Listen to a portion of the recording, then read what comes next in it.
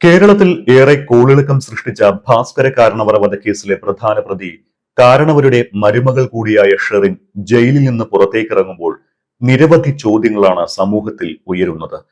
നാടിനെ നടുക്കിയ അതിക്രൂരമായ കൊലപാതകത്തിൽ ശിക്ഷിക്കപ്പെട്ട ഒരു പ്രതിക്ക് ലഭിക്കുന്ന ശിക്ഷാ ഇളവ് സമൂഹത്തിൽ സാധാരണക്കാരായ ജനങ്ങളുടെ നെറ്റി ചുളിക്കാൻ പോന്നതാണ്. നിരവധി ഉന്നതരുടെ പിന്തുണയും പിടിപാടുമുണ്ടെങ്കിൽ ഏത് ക്രൂരകൃത്യം ചെയ്ത പ്രതികൾക്കും ഇറങ്ങി വരാം എന്ന സാഹചര്യം നമ്മുടെ നാട്ടിലുണ്ടോ? അങ്ങനെയെങ്കിൽ സൗമ്യ വധക്കേസിലെയും ജിഷ വധക്കേസിലെയും പ്രതികളും പെട്ടെന്നൊരു ദിവസം ശിക്ഷാ ഇളവ് കിട്ടി പുറത്തിറങ്ങുമെന്ന വാർത്ത നമ്മൾ കേൾക്കുമോ? നല്ല നടപ്പിലൂടെ അതുവരെയുള്ള ശിക്ഷാകാലത്തെ ജയിലിൽ ജീവിച്ചവരെയാണ് സാധാരണഗതിയിൽ മോചനത്തിന് ഇളവിനായി പരിഗണിക്കുക. എന്നാൽ അതിന് നേരെ വിപരീതമായി ജയിലിനുള്ളിൽ ജീവിച്ച ഷെറിൻ മോചിതയാകുമ്പോൾ ഇനി ആർക്കും ശിക്ഷാ ഇളവ് സ്വപ്നം കാണാൻ സാധിക്കുമോ?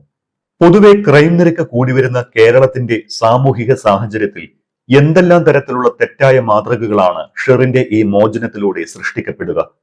അനവസരത്തിൽ അനധികൃതമായ വിധം ഷെറിനെ ഇങ്ങനെ ജയിൽ മോചിതയാക്കുന്നതിന് ഇടപെട്ടു എന്ന് പറയപ്പെടുന്ന ഉന്നത വ്യക്തി ആരാണ്? നാളെ ഈ ചോദ്യങ്ങളൊക്കെ പൊതുസമൂഹം തീർച്ചയായും ചോദിക്കാൻ തുടങ്ങും എന്ന കാര്യത്തിൽ ഉറപ്പാണ്.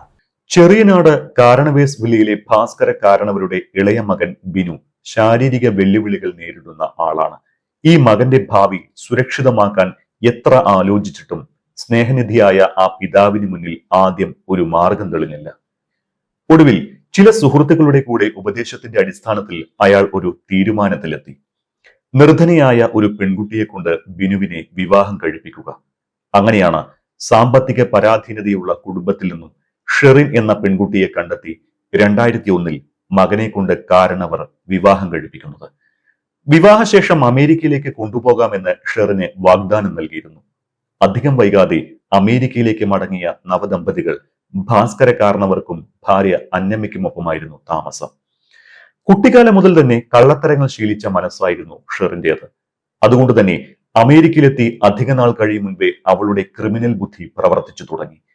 അവിടെ ജോലിക്ക് കയറിയ ഷെറിൻ ഒരു മോഷണ കേസിൽ പിടിക്കപ്പെട്ടു. തുടർന്ന് ഇരുവർക്കുമിടയിൽ പ്രശ്നങ്ങൾ ആരംഭിച്ചു. താമസിയാതെ കൈക്കുഞ്ഞുമായി ഷെറിനും ബിനുവും നാട്ടിലേക്ക് മടങ്ങി. 2007 ഭാര്യയുടെ മരണത്തോടെ കാരണവർ അമേരിക്കയിലെ ജീവിതം അവസാനിപ്പിച്ച് നാട്ടിലേക്ക് തിരിച്ചെത്തുകയും ചെയ്തു. ഷെറിനും ബിനുവും തമ്മിൽ നിരന്തരം കലഹങ്ങൾ ഉണ്ടായിരുന്നു. പലപ്പോഴും ഷെറിന്റെ ഭാഗത്തു നിന്ന് ബിനുവിനെ അപമാനിക്കുകയും പരിഹസിക്കുകയും ചെയ്യുന്ന രീതിയിലുള്ള വർത്തമാനങ്ങൾ ഉണ്ടായി. ഇതൊക്കെ ഭാസ്കര കാരണവർക്ക് സഹിക്കാവുന്നതിനും അപ്പുറമായിരുന്നു. ചില ഘട്ടങ്ങളിൽ അയാൾ അതൊക്കെ ചോദ്യം ചെയ്തു. എങ്കിലും കൂടുതൽ പ്രശ്നങ്ങളിലേക്ക് പോകാൻ മകനെ സ്നേഹിക്കുന്ന ഒരച്ഛന്റെ മനസ്സനുവദിച്ചില്ല.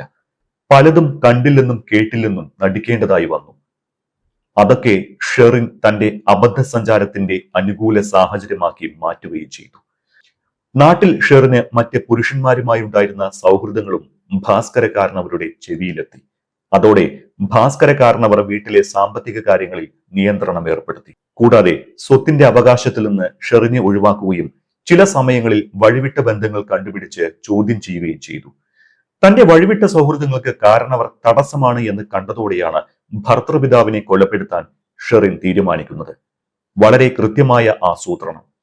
അക്കാലത്ത് ഏറ്റവും ജനകീയമായ സോഷ്യൽ മീഡിയ പ്ലാറ്റ്ഫോം ആയിരുന്ന ഓർക്കുട്ടിലൂടെ ആ ഇടെയാണ് ബാസിത് അലി എന്നയാളെ ഷെറിൻ പരിചയപ്പെടുന്നത്. ബാസിത്തുമായി ഉണ്ടായ അവിഹിത സൗഹൃദം കാരണവരെ കൊലപ്പെടുത്താൻ ഒരു സഹായകമാക്കി ഷെറിൻ മാറ്റിയെടുത്തു. കാരണവർ മരിച്ചു കഴിഞ്ഞാൽ കിട്ടുന്ന സമ്പത്തിൽ നിന്ന് കൊലപാതകത്തിലുള്ള പ്രതിഫലം തരാമെന്ന് കൂടി പറഞ്ഞതോടെ അയാളും കൂട്ടാളികളും അവൾക്കൊപ്പം നിന്നു. കൊലപാതക ശേഷം മോഷണ ശ്രമത്തിന് വേണ്ടിയാണ് കൃത്യം നടത്തിയത് എന്ന് വരുത്തി തീർക്കാൻ പ്രതികൾ ശ്രമിച്ചിരുന്നു. അതിനായി മുറിയിലും ഹാളിലും മുളകുപൊടി വിതറിയും വീട്ടിലുണ്ടായിരുന്ന ലാപ്ടോപ്പ്, ക്യാമറകൾ, മൊബൈൽ ഫോണുകൾ, സ്വർണ്ണ രുദ്രാക്ഷമാല തുടങ്ങിയവയെല്ലാം എടുത്തു മാറ്റുകയും ചെയ്തു. എന്നാൽ ഏതൊരു കുറ്റകൃത്യത്തിലും എന്നതുപോലെ സത്യത്തിന്റെ ഒരംശം കുറ്റവാളികളെ പിടികൂടാൻ എന്ന മട്ടിൽ അവിടെ ഒളിച്ചിരിക്കുന്നുണ്ടായിരുന്നു.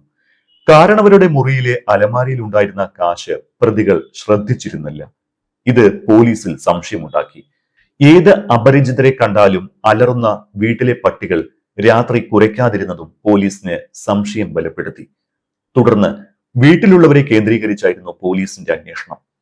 മരണാനന്തര ചടങ്ങുകൾക്ക് ശേഷം നടത്തിയ തെളിവെടുപ്പിലും ചോദ്യം ചെയ്യലിലുമാണ് മരുമകൾ ഷെറിനാണ് കുറ്റക്കാരിയെന്ന് പോലീസ് കണ്ടെത്തിയത്. സുഹൃത്തുക്കളായ ബാസിദ് അലി, ഷാനു റാഷിദ്, നിതിൻ എന്നിവരെയും പോലീസ് ഷെറിനൊപ്പം പിടികൂടി. 2010 ജൂൺ 11 മാവേലിക്കര അതിവേഗ കോടതിയാണ് ഷെറിനെ ശിക്ഷിച്ചത്. തുടർന്ന് ഷെറിനെ പൂജപ്പുര സെൻട്രൽ ജയിലിലേക്ക് മാറ്റി. അവിടെ നിന്ന് നെയ്യാറ്റിൻകര വനിതാ ജയിലിലേക്കും പിന്നീട് വിയ്യൂർ സെൻട്രൽ ജയിലിലേക്കും. 2017 മാർച്ചിലാണ് തിരുവനന്തപുരം വനിതാ ജയിലിലേക്ക് മാറ്റുന്നത്. നെയ്യാറ്റിൻകര ജയിലിൽ അനധികൃതമായി മൊബൈൽ കൈവശം വെച്ചതിന് ഷെറിൻ അച്ചടക്ക നടപടി നേരിട്ടിരുന്നു. ഇപ്പോൾ 14 വർഷത്തെ തടവ് ശിക്ഷ പൂർത്തീകരിച്ചെന്നും സ്ത്രീ എന്ന പരിഗണന നൽകണമെന്നും വ്യക്തമാക്കി ഷെറിൻ സമർപ്പിച്ച അപേക്ഷയിൽ സംസ്ഥാന മന്ത്രിസഭാ യോഗം അനുമതി നൽകുകയും പിന്നീട് ഗവർണറുടെ അനുമതി കൂടി ലഭിക്കുകയുമായിരുന്നു. നേരത്തെ ഷെറിന് ശിക്ഷാ ഇളവ് നൽകി വിട്ടയക്കണമെന്ന സർക്കാർ തീരുമാനം വൻ വിവാദങ്ങൾക്ക് വഴിവെച്ചിരുന്നു.